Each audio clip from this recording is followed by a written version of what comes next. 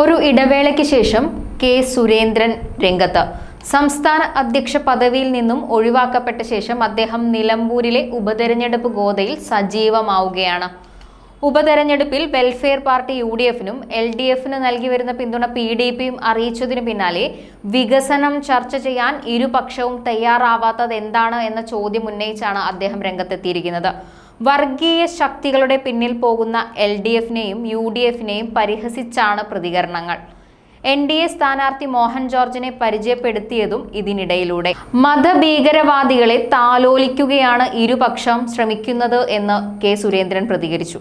പ്രതികരണങ്ങളിലേക്ക് ഗോവിന്ദൻ പറയുന്നത് ജമാഅത്തെ ഇസ്ലാമിയോളം അപകടകാരിയല്ല PDP എന്നാണ്. PDP-യുടെ സഖ്യമുണ്ടാക്കാനുള്ള LDF-ന്റെ തീരുമാനത്തെ ജമാഅത്തെ ഇസ്ലാമി UDF-മായി സഖ്യമുണ്ടാക്കുന്നതിനെ പറഞ്ഞുകൊണ്ട് അവർ ന്യായീകരിക്കാൻ ശ്രമിക്കുകയാണ്. രണ്ട് മുന്നണികളും കലാപകാരികളെയും ഭീകരവാദികളെയും താലോലിക്കുന്ന സമീപനമാണ് ഈ തെരഞ്ഞെടുപ്പിൽ കാണുന്നത്. വർഗീയ ശക്തികളുടെയും മതഭീകരവാദ ശക്തികളുടെയും പിന്തുണയിലാണ് രണ്ട് മുന്നണികളും തെരഞ്ഞെടുപ്പിൽ മത്സരിക്കുന്നത്.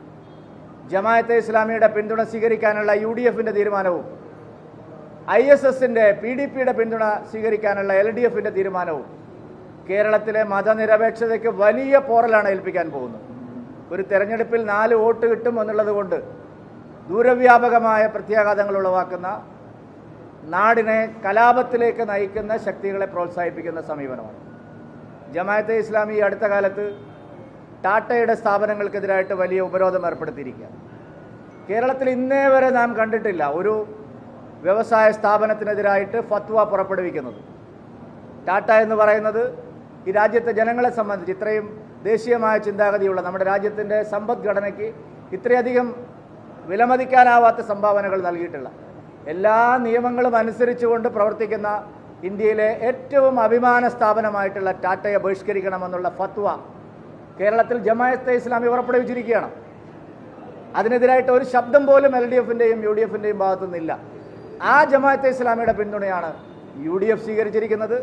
കലാപങ്ങൾ നടത്തി മനുഷ്യക്കുരുതി നടത്തിയ ISS PDP-യുടെ പിന്തുണയാണ് LDF സ്വീകരിച്ചിരിക്കുന്നത്. ഇത് മതനിരപേക്ഷതയ്ക്കുള്ള കളങ്കമാണ്, സമാധാനവാദികളെ ആശങ്കയിലാക്കുന്നതാണ്, ദൂരവ്യാപകമായിട്ടുള്ള പ്രത്യാഘാതങ്ങൾ ഉളവാക്കുന്നതാണ്. LDF-ഉം UDF-ഉം ഇത്തരത്തിലുള്ള അപകടകരമായ നീക്കത്തിൽ നിന്ന് പിന്മാറണം എന്നുള്ളതാണ് നിലമ്പൂരിലെ വോട്ടർമാർ ആഗ്രഹിക്കുന്നത്. NDA അതാണ് പറയുന്നത്. വികസനം ചർച്ച ചെയ്യാൻ നിങ്ങൾ എന്തുകൊണ്ട് തയ്യാറാവുന്നില്ല? ഭരണ നേട്ടങ്ങൾ ഉയർത്തിപ്പിടിക്കാൻ എന്തുകൊണ്ട് LDF തയ്യാറാവുന്നില്ല? UDF-ന്റെ എത്രയോ വർഷത്തെ MLA-മാരുണ്ടായിരുന്ന സ്ഥലമാണിത്. ആര്യാടൻ മുഹമ്മദ് വർഷങ്ങളോളം MLA-മാരുണ്ടായിരുന്ന സ്ഥലമാണിത്. ആ നേട്ടങ്ങൾ എന്തുകൊണ്ട് നിങ്ങൾക്ക് പറയാനില്ല? എന്തിനാണ് നിങ്ങൾ വർഗീയ ശക്തികളുടെ പിന്നാലെ ഇങ്ങനെ നാണം കെട്ട് നാടിനെ അപകീർത്തിപ്പെടുത്തുന്ന രീതിയിലേക്ക് പോകുന്നത്? ഇതിനെതിരായിട്ടുള്ള ശക്തമായ നിലപാടാണ് ഈ തെരഞ്ഞെടുപ്പിൽ NDA ഉയർത്തുന്നത്. ജനങ്ങൾ ഈ വിഷയത്തിൽ LDF-ന്റെയും UDF-ന്റെയും ഈ അപകടകരമായ നീക്കത്തെ ചെറുക്കാനുള്ള പിന്തുണ ഞങ്ങൾക്ക് തരും എന്നുള്ളത് ഉറപ്പാണ്. NDA നല്ല മികച്ച പ്രചാരണമാണ് ഈ തെരഞ്ഞെടുപ്പിൽ നടത്തിക്കൊണ്ടിരിക്കുന്നത്. ഞങ്ങളുടെ പരമ്പരാഗത വോട്ടിനോടൊപ്പം നല്ല നിലയിൽ പുതിയ വോട്ടർമാരെ ആകർഷിക്കാൻ കഴിയുന്ന രീതിയിലുള്ള തെരഞ്ഞെടുപ്പ് തന്ത്രമാണ് ഞങ്ങൾ ഒരുക്കിയിട്ടുള്ളത്. മികച്ച ഒരു സ്ഥാനാർത്ഥിയെ തന്നെയാണ് ഞങ്ങൾ ഈ തെരഞ്ഞെടുപ്പിൽ മത്സരിപ്പിക്കുന്നത്. ഇവിടെ മലയോര കർഷകരുടെ പ്രശ്നം ഏറ്റവും രൂക്ഷമായിട്ടുള്ള ഒരു സാഹചര്യമാണുള്ളത്. ആ മലയോര കർഷകരുടെ പ്രതിനിധിയായിട്ടുള്ള അഡ്വക്കേറ്റ് മോഹൻ രാജിനെയാണ് ഞങ്ങൾ സ്ഥാനാർത്ഥിയാക്കിയിരിക്കുന്നത്.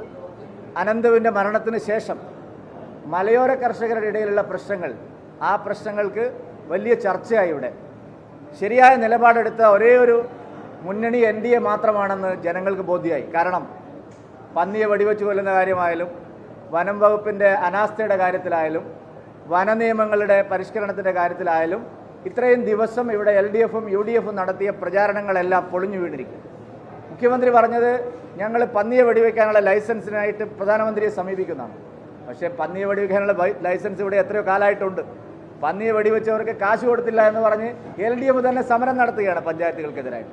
അപ്പോൾ അവരുടെ ഇരട്ടത്താപ്പ് പൊളിഞ്ഞു വീണിരിക്കുന്നു.